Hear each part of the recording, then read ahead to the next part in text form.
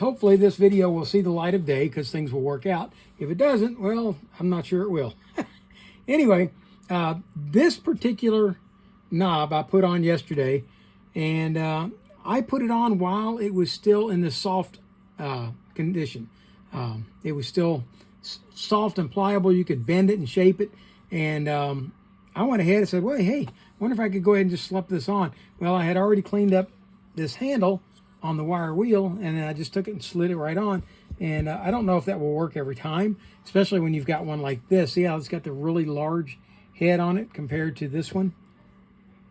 Okay, and so what we're going to do, I'm going to clean up these three right here. We're going to take this one, and we're going to crush what's left of the knob. See, the knob's all jammed up. And we're going to take and clean it off by crushing it. Or at least that's the plan. It is proving to be a little bit tougher than I anticipated, but I knew it would break eventually because it had already broken part of the way, which is why I was replacing it. But it was also stuck to the shaft so it wouldn't rotate. There we go.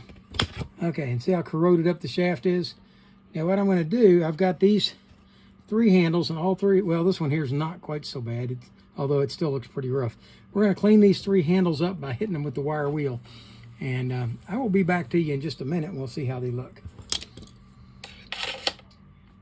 Okay, overall they cleaned up pretty nicely. Unfortunately, this one caught on the wire wheel and got slung across the room. It yanked it out of my pliers, and it cracked it right here.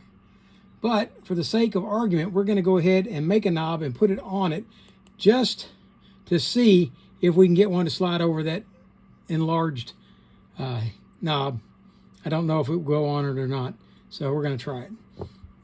So we're going to mix up. I'm going to do all three of these in the same color. They're all going to be green because I've got all these green Shakespeare reels, and I think they'll look pretty good with a green cover. Now, I was informed last night that this is not measuring in grams, it's measuring in grains. And I don't know if I can change ounces.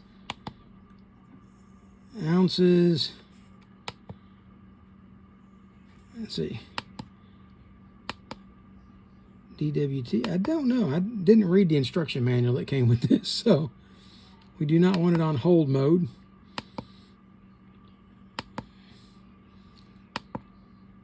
Kilograms. Okay, I think that's the one I actually wanted. There's grams. Okay, that's the one we wanted. I was on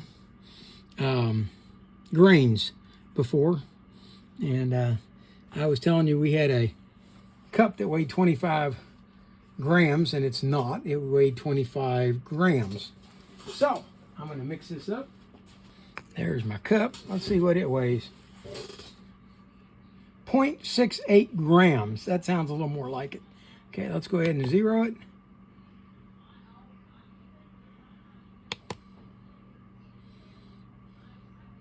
Don't want it in hold mode. I don't know why it's holding. There we go. All right. And we don't have a whole lot left in either of these bottles, but we got plenty enough to do this job. Okay, so we're gonna pour up some of this here. Resin A.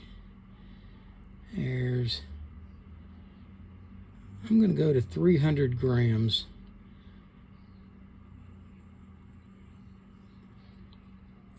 Yep, went too far, 330.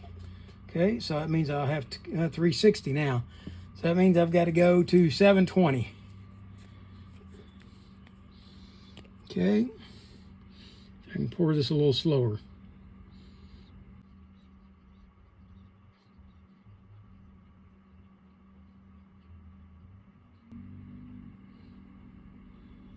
There we go. And then it jumped. Okay, I think we're still close enough. Let me get my stir stick and we'll get this thing stirred up. Okay, if you let these things go till they cure, you can turn around and use the other end. Okay, we're going to stir this up.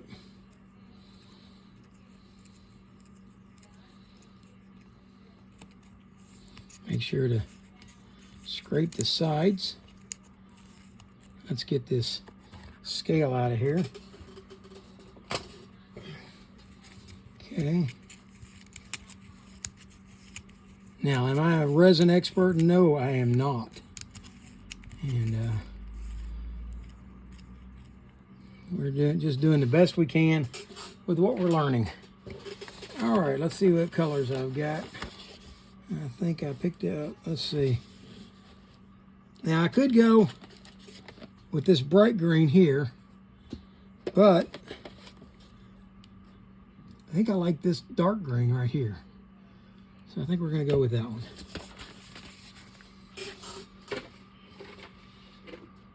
Okay.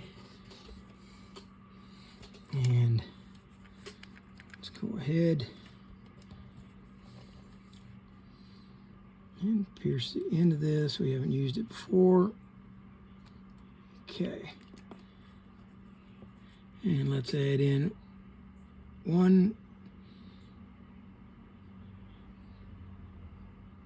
2 drops. Let's see how that does for us first, before we try adding any more.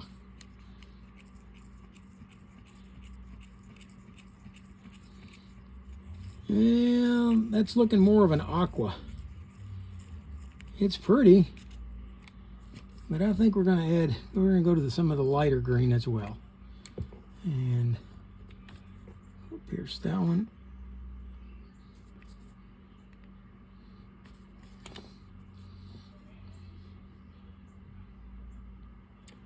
Two drops of that. And let's stir that in.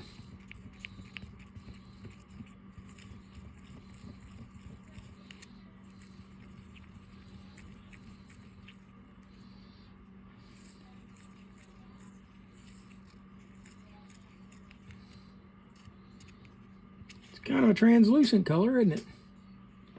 I think I'm going to like that.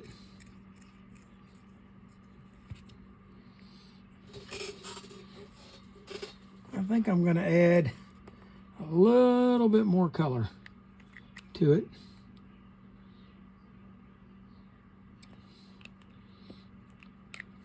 And I really think that the pigments are what caused this to wait so long and still be so pliable yesterday. So it's not going to bother me to have a little too much pigment in it if it's going to slow down the cure time and allow me to get to it while it's still pliable, because that's what we're shooting for. We want the resin to still be pliable when we go to slide it onto those shafts. Okay. I think that's a very attractive color.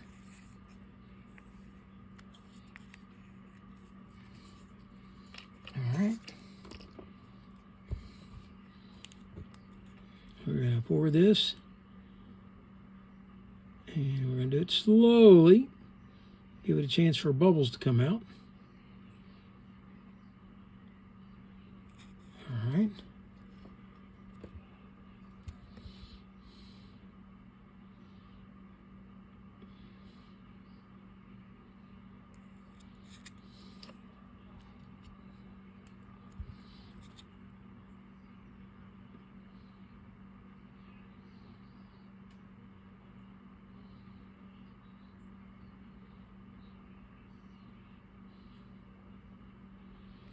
Okay, we're going to add a little bit over the top of each of these to make them easier to get out of the molds later. We'll be cutting that off.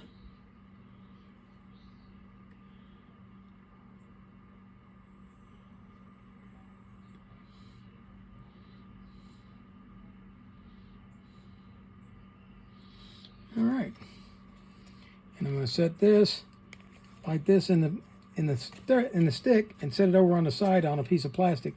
And in the morning, I'll be able to just peel that off as soon as it cures. Okay? And be able to reuse that. So, that's as far as we're going tonight. Tomorrow, hopefully, we'll come back and install those knobs onto these without having to drill press or any of that. That's what we're shooting for. So hopefully it'll make this all a lot easier. It's been about 12 hours now since I poured these, and let's see how they, yeah, see, they're still pliable. See the rubber? And let's see how this works as far as pulling them out of the molds while they're still pliable. Oh, that's not good. Didn't want that to rip. But it will make that a little easier to pour or to cut off. Okay, there's one of them. We'll cut that off. Let's see about getting this one out of the mold.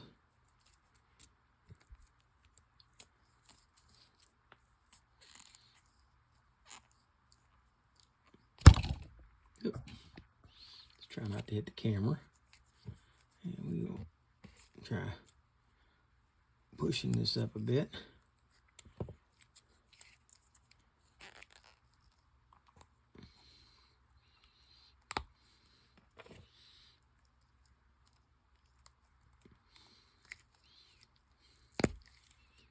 Okay, that's the large knob, I think.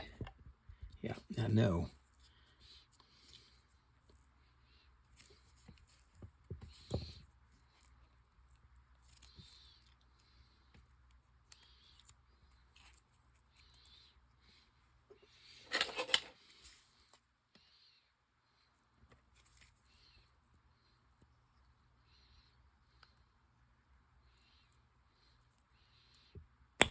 All right, and that's the smallest of them.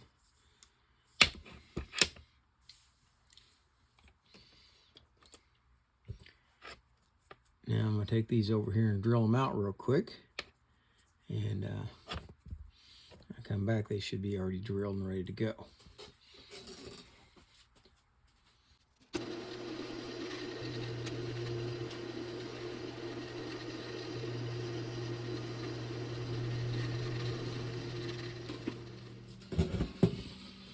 All right, these have all been drilled out now. I got to cut them off. And, well, there it is. I'm going to cut the bottoms of them free.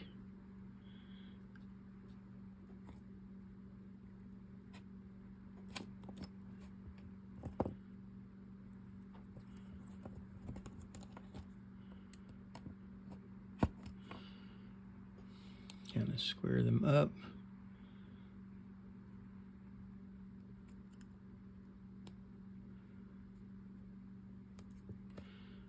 Okay.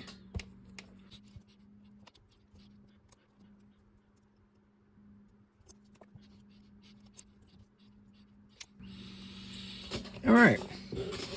We've got them all shaped, cut, and let's see if they're going to fit. I'm going to try to make it a little easier for these to go in by adding a little oil to each one.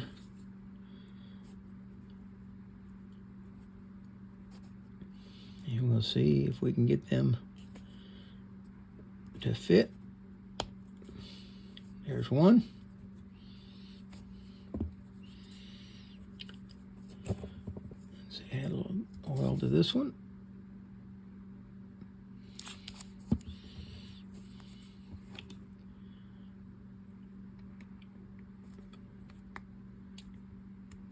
There's two. And that one feels like it's got a little grit left inside it.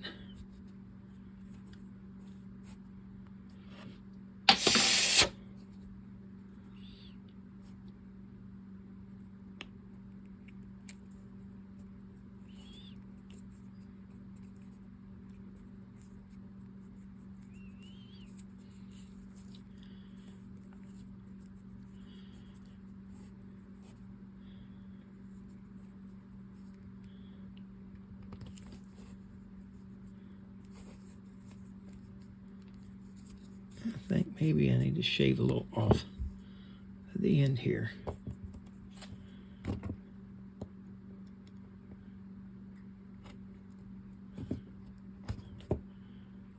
once these set up the rest of the way, there won't be any taking them off.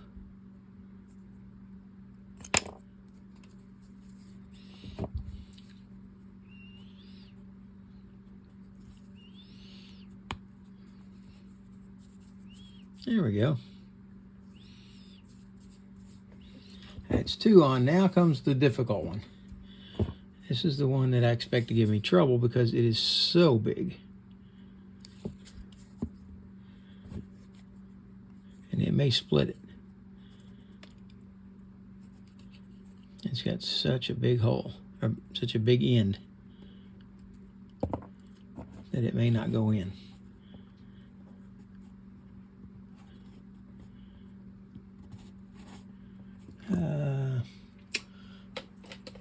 Let's try stretching the hole.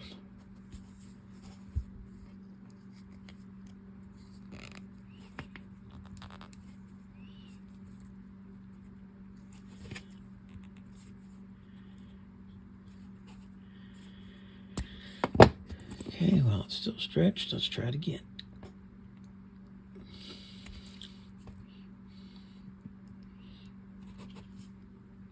Yeah, we may not be able to get this one to go in, but it might go.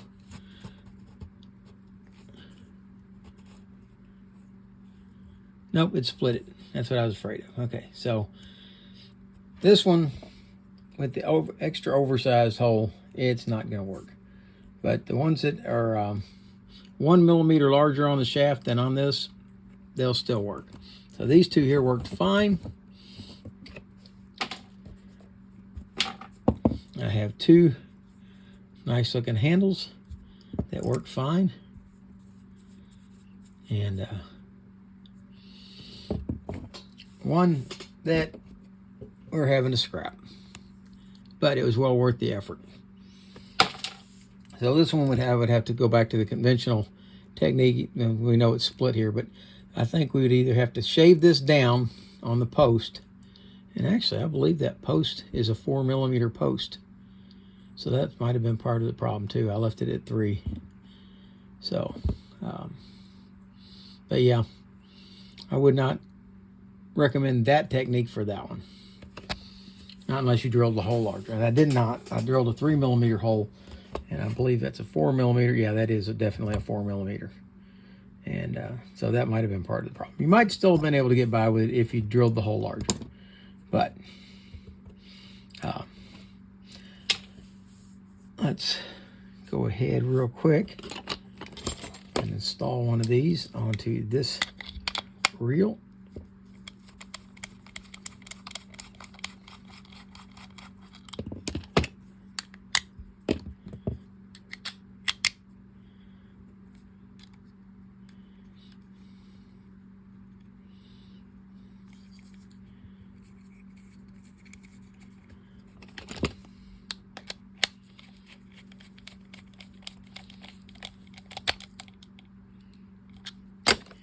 And let's back it out. Let's see how it works. Okay, there we go. This handle knob is slightly bent out of shape. So I'm going to bend this out a little bit. There we go. And we've got a perfectly operating reel with a new green handle. Signing out. Nope, we're not signing out yet. We're going to come back and see that this hardens up the rest of the way. It's the middle of the night right now, so we're at the 12-hour point. I came down and got these knocked out. And of course, this one didn't work. So we'll see in the morning how this worked out. Okay, it's the next morning, and they have cured the rest of the way. They're nice and hard now. There's no way that that knob is coming off there. Here's the other one. And